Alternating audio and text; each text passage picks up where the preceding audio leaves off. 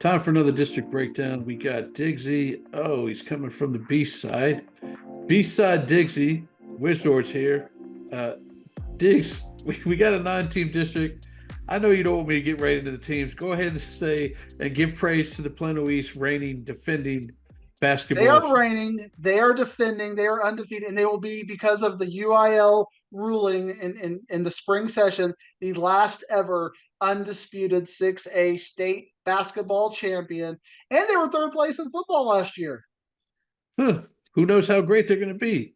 Do you want to start by talking about them, or can we talk about the Allen Eagles and if how Well, bad of a Well, how let's bad of a talk about because if you do look at Plano East and you do look at the fact they lost to both Prosper schools last year pretty convincingly, I think we should probably start on the top half of the district.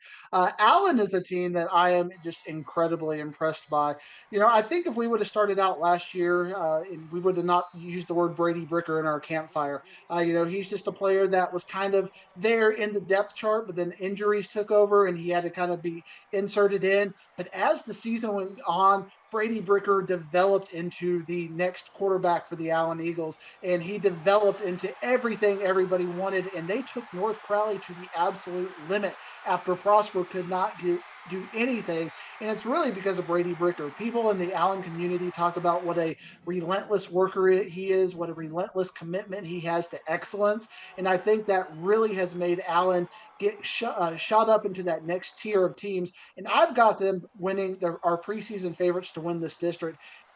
And it's not just him. You got Micah Ellis coming back. You got depth at the receiver position and Donnell Gee and Caleb Smith. Their offensive line is looking like that offensive line in 2010, where you're starting to get the Kyler Murray effect of having that really good offensive line. They got Jackson Morrow and Noah Tinsley and Coulter Aberdeen. The defensive side of the ball is really good with Kai Wheaton.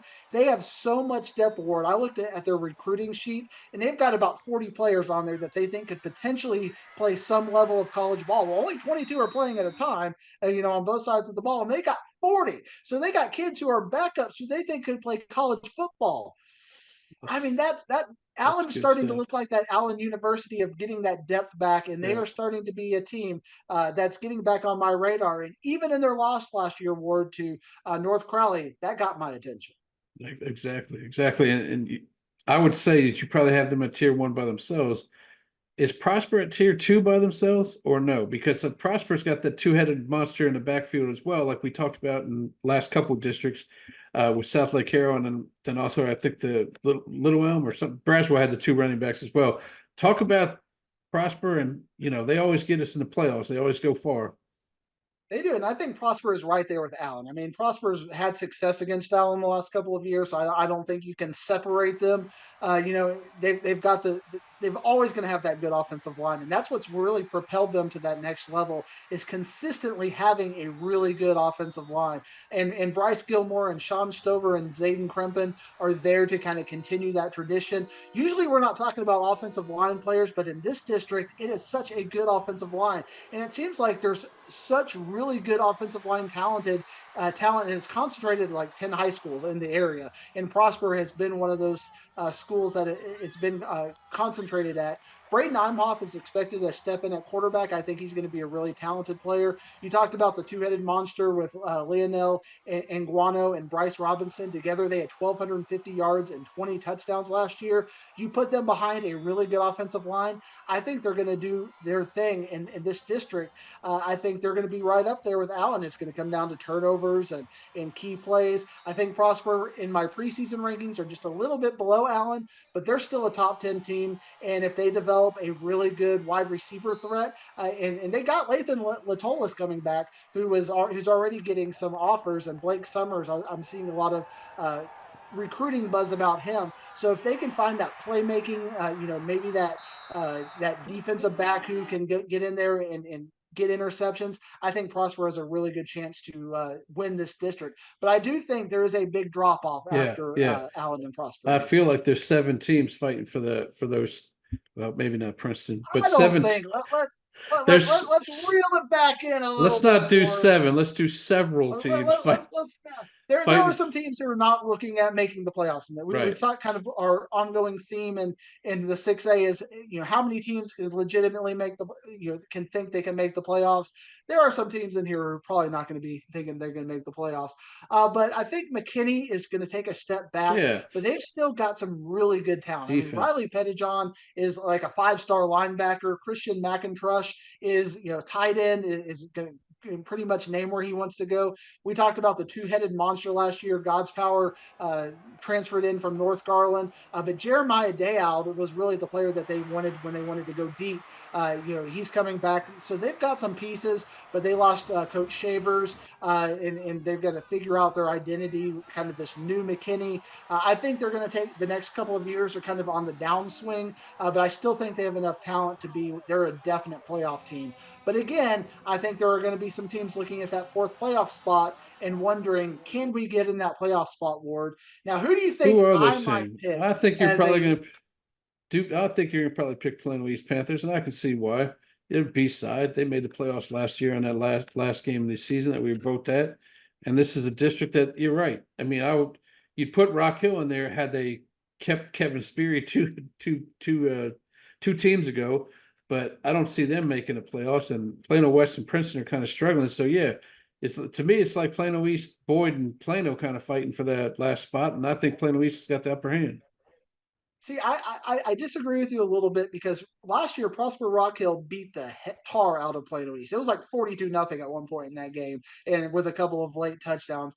So Rock Hill, dominated Plano East in the regular season, but Plano East JV teams did beat Rock Hill pretty handily. But then I look at Plano, and Plano beat up Plano East on the JV level, and Plano graduated everybody. So it's I think it's a three-way dance between Rock Hill, Plano, and Plano East, all for that third playoff spot. I think McKinney North can get in that conversation. Nick Weslowski is a quarterback coming back who is probably the best quarterback of those four teams, although Rock Hill's quarterback is also coming back. Christian Lewis had 1,700 yards passing and receiving. Rock Hill was really good defensively. I mean, they took Prosper to the limit last year, Ward. So I think Rock Hill, if you have to stay the favorite and you take the Plano East bias out, I think Rock Hill is probably a lot of people who they're going to pick as their number 4 team. Plano East, for the last 2 years, they have been getting better under Coach Benedetto, even though they've had heavy graduation. They're having yet another heavy graduation. So it's like Byron Nelson. Can they continue to take that step? If they can, I think they have a really good chance to make the playoffs if they continue to take those steps. Jackson Hayes is expected to step in at quarterback.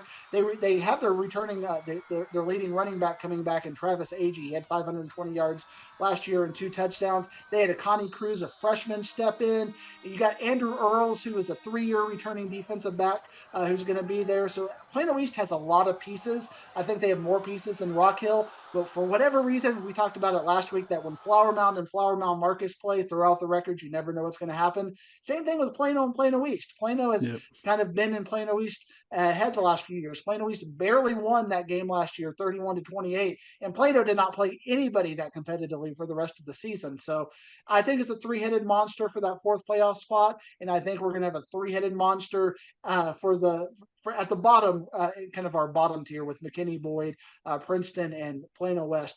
Man, that's a tough realignment for Princeton, but I don't think you could have picked a good realignment for Princeton, maybe, except for being part of Garland ISD. But Princeton struggled in 5A Division II. Now we're putting them up in 6A.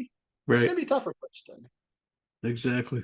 All right, well, Plano West, they have nobody coming back. I was looking for a player for Plano West. Like, we got to name a player for Plano West. They graduated everybody, and they have no all-district players coming back. So Plano West has to completely retool. So Princeton has a legitimate chance to get a district win, I think, over Plano West. I mean, that's how far Plano West has fallen. All right, give me your 1 through 9 here, Diggsy. I got Allen number 1, Prosper number 2, McKinney number 3. I've got a 3-way tie for 4th with Plano East, Prosper, Rock Hill, and Plano. I think Plano East will win the tiebreaker by points. So we'll put them in the 4th spot. We'll put Rock Hill 5 and Plano 6 when we talk about the tiebreakers. I've got McKinney Boyd number 7. We'll give Plano West number 8. Now I got Princeton number 9.